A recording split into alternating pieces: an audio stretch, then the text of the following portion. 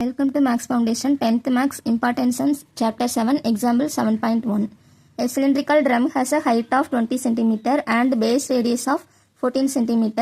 Find its curved surface area and total surface area. என்ன கொடுத்திருக்காங்க? Cylindrical ட்ரம்மோட ஹைட்டும் ரேடியஸும் கொடுத்திருக்காங்க. Curved surface area, total surface area கண்டுபிடிக்கணும். சொல்யூஷன் கண்டுபிடிக்கலாமா? ஃபர்ஸ்ட் கிவன் எழுதிக்கலாம். கிவன் என்ன கொடுத்திருக்காங்க? Height of cylinder. Height of cylinder என்னது? 20 சென்டிமீட்டர் கொடுத்திருக்காங்க. Next radius.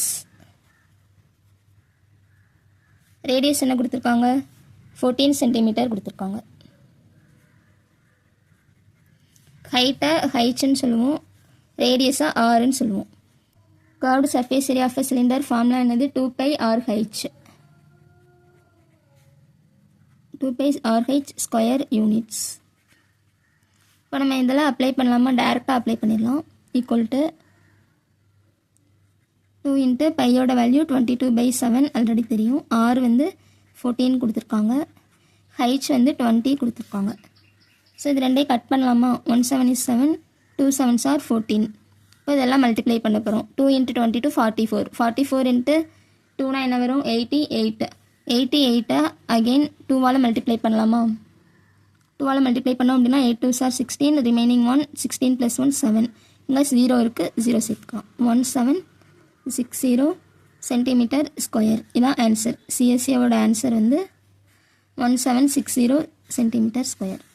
நெக்ஸ்ட் என்ன கண்டுபிடிக்கணும்? டோட்டல் சர்ஃபேஸ் ஏரியா கண்டுபிடிக்கணும். இப்போ டிஎஸ்ஏ ஆஃப் சிலிண்டர் ஃபார்முலா என்னது?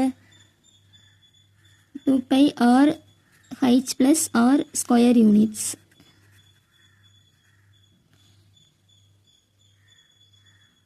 இப்போ நம்ம இதில் அப்ளை பண்ணலாமா?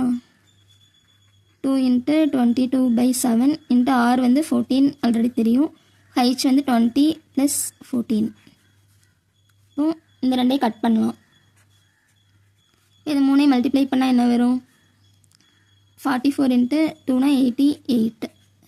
இதில் ப்ராக்கெட் இருக்குது, ஸோ மல்டிப்ளை. 20 + 14 என்ன வரும்? 34. இப்போ இது ரெண்டையும் மல்டிப்ளை பண்ணலாமா? 88 34.